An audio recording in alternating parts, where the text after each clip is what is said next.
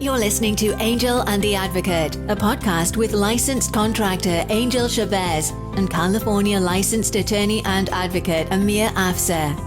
Welcome back to Angel and the Advocate podcast. I'm the advocate, Amir Afsar, California licensed attorney. This is my man, Angel Chavez. And today we're talking about, Angel? So today we're going to talk about starting a business during troubling times, because some of us had experience, and by some of us, I mean you. Well, when did you start your tile business?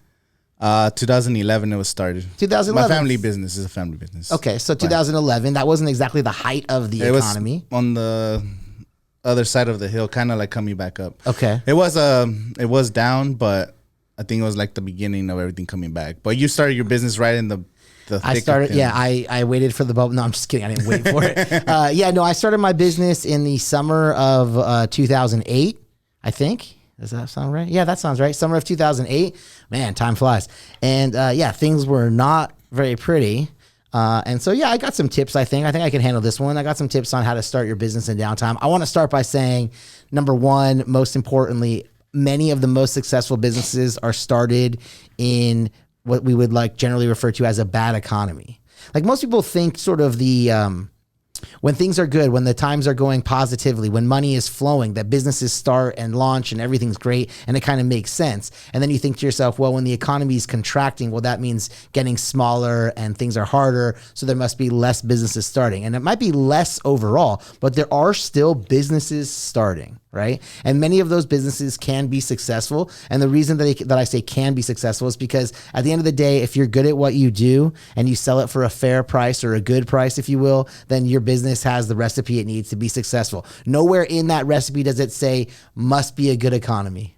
Yeah. Right. It doesn't say it must start in a bad economy, must start in a good economy, must start when the economy or the stock market is over this price. Plus, right, what necessarily defines a good economy? We could have like a whole podcast on that too, right? But generally speaking, I think it comes down to one thing, and it's the same thing when you start any business, in my opinion. The number one thing is you got to keep it skinny, right? And so what do I mean by keep it skinny? Your business needs to be light. It needs to not be weighed down by expenses. So in the early beginning of your business, right, when you're first getting started, you usually don't have a big pool of customers, right? So there's not a lot of people paying money into the business. So keeping your expenses down, that's what I mean by saying keeping your business light, right? Keeping your expenses down, that's like a major, that's three majors, important piece to having a successful business. Because again, when an economy is contracting or in a, let's just say kind of generally speaking, a bad economic time, there's not going to be the flow of cash that you might see when the economy is booming, meaning it'll be harder to find customers, harder to get people to pay for your product, harder to convince them that they need to use your service, things like that, so that you can earn that income. And so by not having high expenses, that's the number one way to kind of keep your business afloat in the long term. Most people know that they need to save up money before they launch their business. So what are they saving up that money for? Well, sure, there's those initial costs like painting the walls, buying the letterhead, buying the widget that you're going to put together to sell, whatever it is, the materials, what have you. But there's also just I got to keep myself afloat in the beginning, right? I got to pay my rent, pay my electric bill, pay my telephone bill, pay for my internet service, whatever, right? All those general expenses. My car still needs gas. My belly still needs food, right? You're going to still have these expenses. So to the extent you can keep your business expenses down, that's the number one thing. So how do you do that?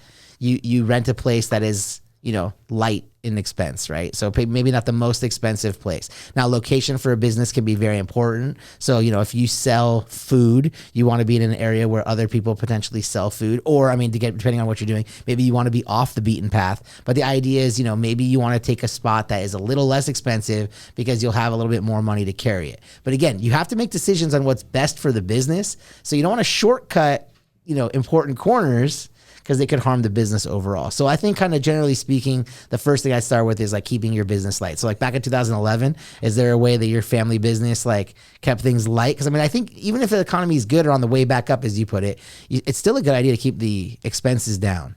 Yeah. So when it was a lot of the family business, that means the family's working on it. So it was me and my sister, and sometimes my mom would help out, like certain like grout or doing like cuts and stuff. So for us, it was like you can't hire too many people, especially at that time. You're just trying to come up.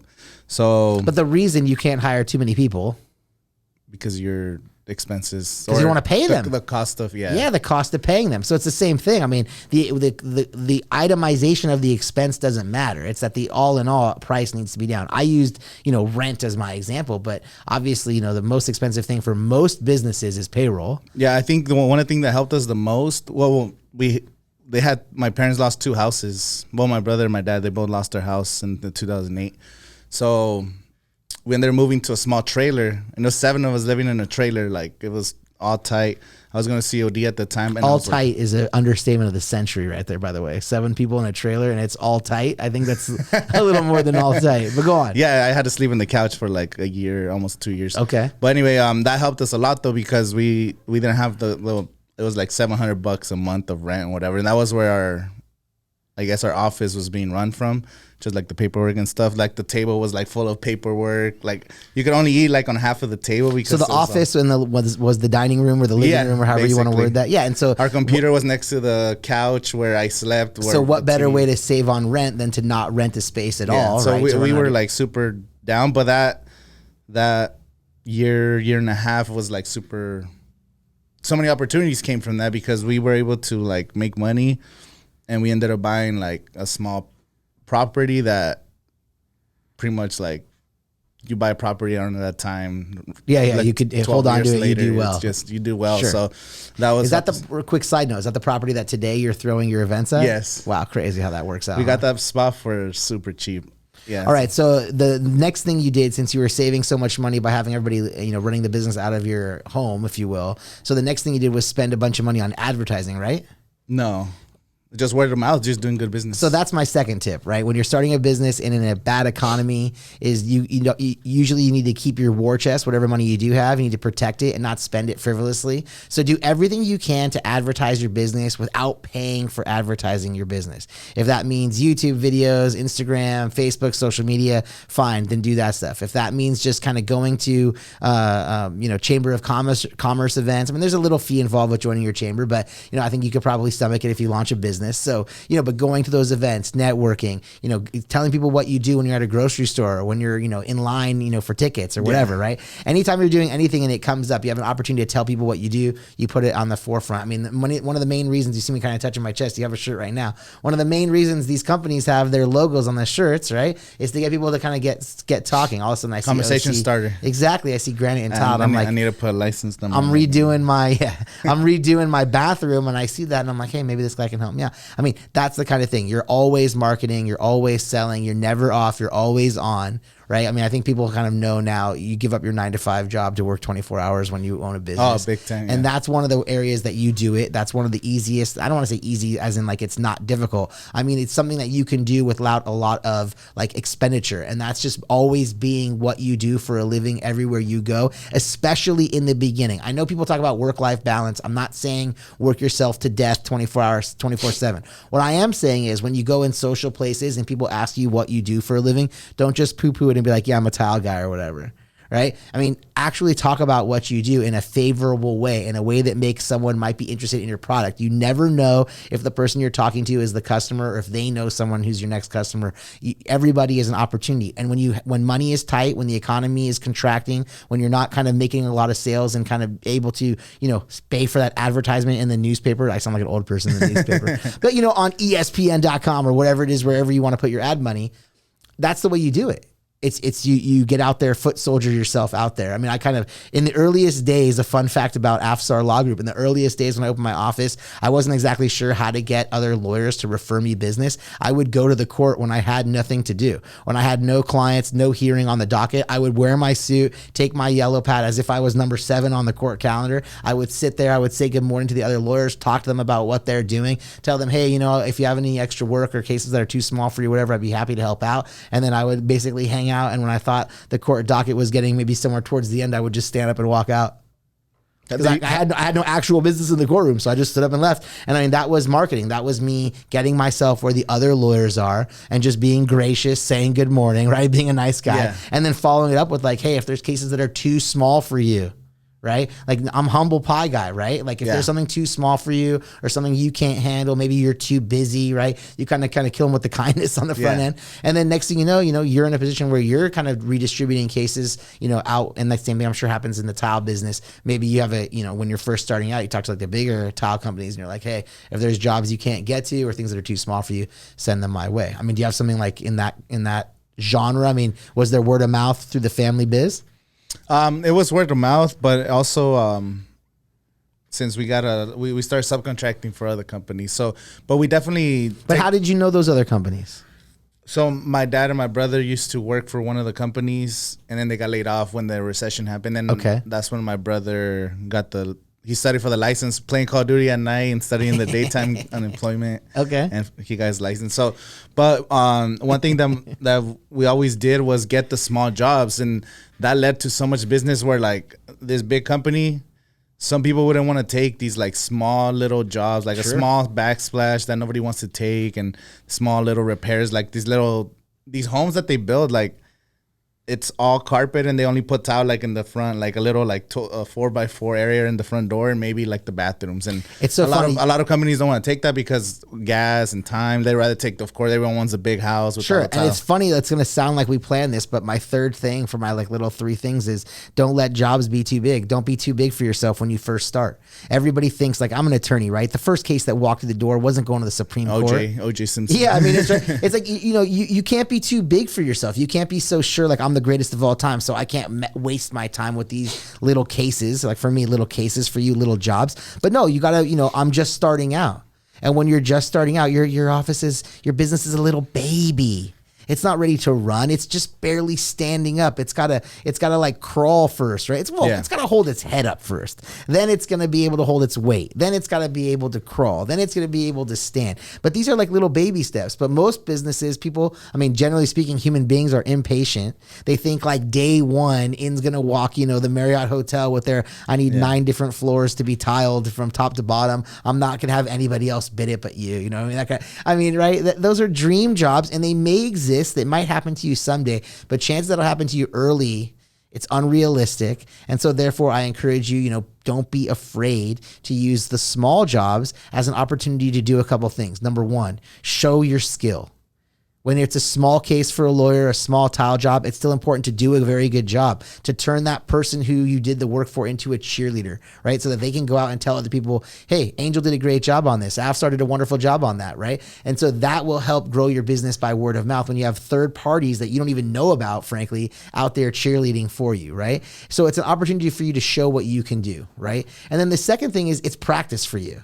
I mean, there's no way to know that you're getting better at doing tile jobs, getting better at being a lawyer, getting better at being anything than doing more of it. Even the Call of Duty, right? He got better at Call of Duty, I bet, by playing every night, right? And he was able to pass the licensing exam because he studied also, right? And so that's the same kind of thing, that practice, right? It's an opportunity for you to practice your craft and get better. And then number 3, you're building relationships, right? By doing that small job, one day when the big job comes, they're going to say, that we worked really well with that tile guy. We worked really well with that attorney. So I have some clients who I take very small cases for, but I also have now done the very large cases for. Yeah. And it's no different from someone doing a small tile job, a small entryway, for one guy. And then next thing he buys a whole house and wants to rip out all the carpet and redo the whole place. Guess who he's going to call? The guy he knows, the guy he works well with. So don't be too big for your own bridges, right? Don't think that you get to start on third base. You don't get to start on third base. You're supposed to start in the batter's box. Even to this day, like sometimes I'll take on a small job and maybe they don't hire you, but they recommend you to somebody else. Like I've done for this one lady, I did a job maybe like a year ago. And from her, I've gone like 5 jobs off of her in the same like neighborhood complex area. I don't even get me started. That's very true. Nothing beats these. Again, I said cheerleader. Nothing beats that cheerleader because that person has no vested interest. There's nothing in it for them to say, use this tile guy, use this, go to this hamburger place. When your buddy tells you, hey, you got to go try this place. It's so good. It's amazing. You go and you try it. Yeah. It doesn't matter if on TV, at the end of the first quarter, they're like, this game is brought to you by like Raising Cane. chains. You're like, I don't care about fried chicken. It's boring. Nobody cares. It's just fried chicken and Texas toast. What's the big deal? Then your buddy goes like, oh, have you tried this place? The sauce is amazing. And you're like, the sauce. And then you go there and you try it and you spend your money on their product. Again, not because of necessarily the advertisement that you saw at the end of the first quarter of the amazing USC win over Rice. There, see, I talked about it. But instead, you got it from your buddy who told you about it. And again, nothing makes people sign up with this law firm. And I'm willing to say, I think basically every single business out there, nothing makes people sign up more than having somebody else, not a lawyer, tell them, hey, this guy did a really good job for me. This guy helped me out. Without him, I don't know where would I would be now. Those kinds of positive reinforcements. It's the reason why, Google reviews and Yelp reviews kind of randomly became important. It's because that third party who has nothing in it for them, and they're just saying good things about you because you earned those good comments, that's the most valuable recommendation you can get. So let's rehash this one time, right? That's my job here in the podcast, right? Let's rehash the 3 points. So starting a business in a bad economy, step number 1, be skinny. Be skinny. Be skinny. Don't make your business overweight. Keep it light in the pocket. Keep your bills down. I know you want to put a chandelier in the entryway, and maybe one day you will, but you don't need it on opening day, right? You don't got to bust your bank open just to open the doors of your business. Get open, get the thing making money, and use some of the money you make to buy the chandelier, right? Or what have you, all right? What was number 2? Do you remember number 2? Number 2 was... Don't bust your wad on advertising, right? Oh, yeah, get out there yourself, right? Be a foot soldier. Get out there on the ground. Tell everybody what you do. Don't be shy about it. If you're good at what you do, that's why you open the business. If you're good at it, tell people you're good at it. I imagine you're pretty good at laying tile. If we brought tile in here, if I laid the tile better than you, we would have a serious problem. Just like if we brought in like a bunch of legal documents, if you knew how to handle them better than me, we'd have a serious problem, right? So advertise, be your own advocate, if you will, pun not intended, but be your own, shout it out from the rooftops. I'm good at this stuff. And try to show it off, which brings us to number 3. Don't think that you're going to get the big job first. Exactly. Don't be too, be a little humble. Don't be afraid to take the small jobs. Don't be afraid to show what you can do. You're not going to hit the home run your very first time at the plate. I mean, it might happen. There's a chance for it, but maybe you make a relationship and get a home run later. Maybe you show what you can do and someone else sees it and you get a home run later. Don't be afraid of the small jobs. Just get your foot in the door, get the money in your hand and get the project going. And next thing you know, your business will be able to hold its head up. It'll start to crawl. It'll be able to stand, and it'll be able to walk. And next thing you know, I don't know, what did I say? I started my business in the summer of 2008, which sounds crazy when you talk about where the economy was. But here we are in 22, 14 years later, business still going strong. Looking forward to celebrating 15, 16, and many years after that. So yeah, those are my 3 tips for starting a business in a, detracting, small, contracting economy. And that was Angel and the Advocate. Make sure you guys like and subscribe. See you guys next week. Make reservations? Is that what you said? Make sure you guys like and subscribe. Háganle like. Dale un like. For listening to this Angel and the Advocate podcast. If you have any questions, submit them in the comments section below. And don't forget to subscribe so you never miss an episode.